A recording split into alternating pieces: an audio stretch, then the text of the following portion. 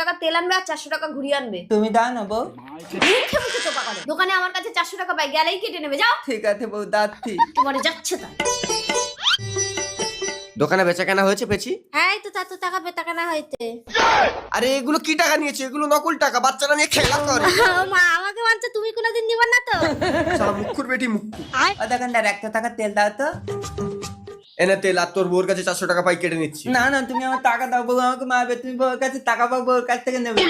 যত সব হাবা খবা গুলো আমার কপালে এসে যাবে, এখানে নকল টাকাগুলো দিতে হবে। এই এনে 400 টাকা নে। रुको जरा। আমার টাকা আবো, এই না তেল, আর এই না 400 টাকা। আরে এগুলো কি টাকা এনেছো? 400 টাকা। তুমি বউটা বলেছো না টাকা ছিল না? এই চলো আমার সাথে দোকানে চলো।